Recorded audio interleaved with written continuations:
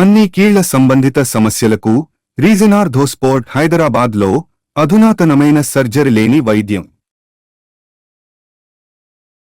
ఉమ్మడి కర్నూలు జిల్లా టీడీపీలో జరగకూడనివి ఏవేవో జరిగిపోతున్నాయా? ప్రతిదానికి ఓ రేటు కట్టి పదవుల్ని వేలమేస్తున్నారా? జెండా మోసిన సొంత కార్యకర్త అయినా సరే లాంఛం ఇవ్వకుంటే ఏం జరగడం లేదా? నిన్నటిదాకా పార్టీని తిట్టినోళ్ళైనా పర్లేదు, కానీ క్యాష్ కొడితే ఏ పనైనా జరిగిపోతుందా? పరిస్థితి మరీ దిగజారిపోయిందని జిల్లా పార్టీ అధ్యక్షుడే కామెంట్ చేయడం నిజమేనా? అసలేం జరుగుతోంది కర్నూలు తెలుగుదేశంలో?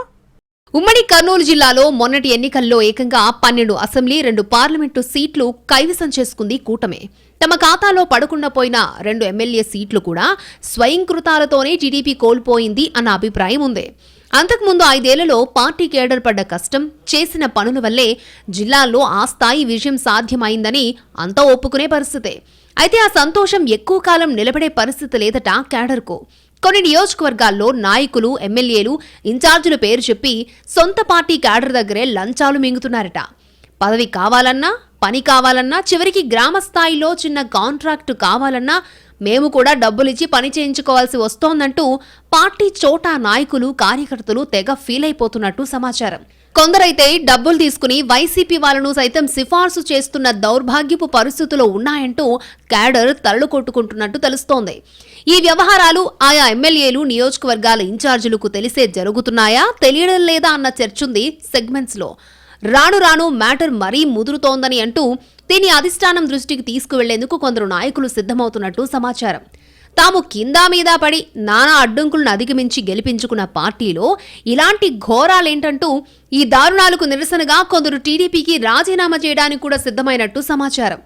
రేపో మాపో పార్టీ పెద్దలను కలిసి మ్యాటర్ చెప్పేసి రాజీనామాలు సమర్పించేందుకు మండల స్థాయి నాయకులు సిద్ధమైనట్టు తెలుస్తోంది. ముఖ్యంగా ఆలూరు నియోజకవర్గంలో ఇదంతా జోరుగా జరుగుతున్నట్టు చెప్పుకుంటున్నారు. దేవనకొండ మండలంలో సింగిల్ విండో చైర్మన్ పదవిని 22 లక్షలకు బేరం పెట్టారట. పార్టీ దివంగత నేత కపట్రాల వెంకటప్పనాయుడు హత్యకు ఆర్థిక సహాయం చేసిన వ్యక్తికి సింగిల్ విండో చైర్మన్ పదవిచ్చేలా ఒక ముఖ్యుడు సిఫార్సు చేసినట్టు చెప్పుకుంటున్నారు. అది కూడా వైసీపీ నుంచి వచ్చిన వ్యక్తికి సింగిల్ విండో చైర్మన్ పదవిస్తారని, ప్రతిఫలంగా 22 లక్షలకు ఒప్పందం అన్న ప్రచారం ఉంది. దీనిపై వాల్మీకి కార్పొరేషన్ చైర్మన్ కప్పట్రాల వెంకటప్పనాయుడు కూతురు బొజ్జమ్మ ఫైర్ అయిపోతూ పార్టీ పెద్దల దృష్టికి తీసుకెళ్లారట. ఇక తెరణేకల్లో సీసీ రోడ్డు పనులు వైసీపీకి చెందిన వ్యక్తికి కాంట్రాక్ట్ ఇచ్చినట్టు సమాచారం. ఉపాధి హామీ ఫీల్డ్ అసిస్టెంట్ పోస్టు 2 నుంచి 3 లక్షలు, రేషన్ డీలర్ 2 లక్షలు, సీసీ రోడ్లలో 6% మధ్యాహ్న భోజనం ఏజెన్సీ మారిస్తే 1 లక్ష చొప్పున ధర నిర్ణయించి వసూలు చేస్తున్నట్టు గుసగుసులు వినిపిస్తున్నాయి. అటు మంత్రాలయం నియోజకవర్గంలో కోసికి సింగిల్ విండో చైర్మన్ పదవి వైసీపీ వర్గీయులకు కట్టబెట్టేందుకు 15 లక్షలకు ధర నిర్ణయించారట. ఎమ్మిగనూరు నియోజకవర్గంలో టీడీపీ కార్యకర్తలకు పనులు కావడం లేదని, గతంలో ఎన్నడూ టీడీపీ జెండా ముట్టని వ్యక్తిని కలిస్తేనే పనులవుతున్నాయని చెవులు కోరుకుంటున్నారు స్థానికులు. ఇక్కడ మార్కెట్ యార్డు చైర్మన్ పదవికి 30 లక్షల ధర నిర్ణయించారని, ఆ నాయకుడు ఎన్నికల ముందు వరకు వైసీపీలో ఉండి తర్వాత జెండా మార్చారని చెప్పుకుంటున్నారు. ఎమ్మిగనూరు ప్రభుత్వ కార్యాలయాల్లో టీడీపీ శ్రేణులకు పనులు కావడం లేదట. గతంలో వైసీపీ ఎమ్మెల్యే బాలనాగిరెడ్డి కుమారుడి దగ్గర కీలకంగా ఉన్న వ్యక్తి చెబితేనే ఇప్పటికీ పనులవుతున్నాయట. ఆలగడ్డ మున్సిపాలిటీలో శానిటేషన్ సిబ్బంది 22 మందిని ఒక్కొక్కరి దగ్గర 2 లక్షల చొప్పున వసూలు చేసి నియమించారు అన్న ఆరోపణలు ఉన్నాయి. 2 ద్వితీయ శ్రేణి కీలక నేతలు ఈ డబ్బులు వసూలు చేసినట్టు సమాచారం. టీడీపీ కోసం పనిచేసిన కుటుంబాల వారిని నియమించినా 2 లక్షలు లంచం తీసుకుంటున్నారట. మరికొన్ని నియోజకవర్గాల్లో ఇలాంటి వ్యవహారాలు జరిగాయని, అవన్నీ త్వరలోనే బయటకొస్తాయని అంటున్నారు.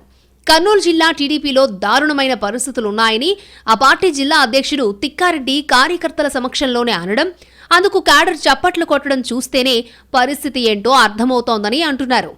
ఎమ్మెల్యేలు, ఇన్ఛార్జీల పేర్లు చెప్పుకుని కొందరు సొంత క్యాడర్ దగ్గరే డబ్బులు వసూలు చేస్తున్నారని స్వయంగా జిల్లా అధ్యక్షుడు చెప్పడం కొసమెరుపు.